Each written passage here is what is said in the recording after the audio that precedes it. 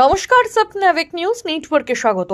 শুধুমাত্র শহর নয়, বর্তমানে যখন উঁচু ইমারতে মুখ ঢাকছে শহরতলি সহ টাউন অঞ্চলগুলি, সেই পরিস্থিতিতে দাঁড়িয়ে দক্ষিণ 24 পরগনা জেলায় বজবজ থানার অন্তর্গত নিশ্চিন্তপুর গ্রাম পঞ্চায়েতে ছোট শিশুদের কথা মাথায় রেখে গড়ে তোলা হয়েছিল রবীন্দ্র কানন শিশু উদ্যানের। তবে সেই পরিবেশও যে বিষাক্ত হয়ে উঠবে ভাবতে পারেনি কেউ। শিশু উদ্যানের পাশে রমরমিয়ে চলছে মধুচক্রের আসর। অভিযানে নেমে পুরুষ ও মহিলা সহ মোট 17 জনকে গ্রেপ্তার করতে সক্ষম হয়েছে পুলিশ। এদিন সকালবেলা স্থানীয় এক গৃহবধূকে অচেনা এক ব্যক্তি মন্তব্য করায় বাধে গন্ডগোল। স্থানীয় বাসিন্দাদের অভিযোগ, দীর্ঘদিন ধরে ওই অঞ্চলে অচেনা মহিলা পুরুষদের আনাগোনা লক্ষ্য করেছে তারা। বাইরে থেকে আগত যুবকদের আনাগোনায় অতিষ্ঠ হয়ে উঠেছিলেন স্থানীয় গৃহবধূরা, এমনটাই অভিযোগ তাদের।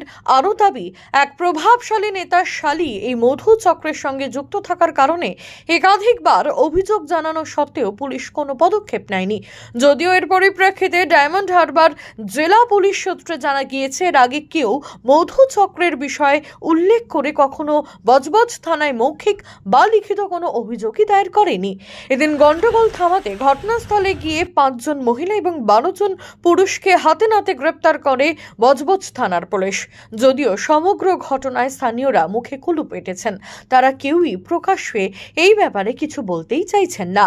জানা গিয়েছে, রিঙ্কি বিবির ঘর ভাড়া করেই মোট 5 জন দালাল এই ব্যবসাটি চালাচ্ছিল। আর কারা কারা জড়িত রয়েছে এই চক্রের সঙ্গে তা জানতে শুরু হয়েছে তদন্ত।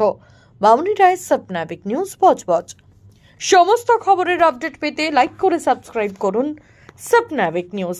সেই সঙ্গে বেল বাটন প্রেস করতে ভুলবেন না। আপনাদের একটা সাবস্ক্রিপশন আমাদের জন্য অত্যন্ত মূল্যবান।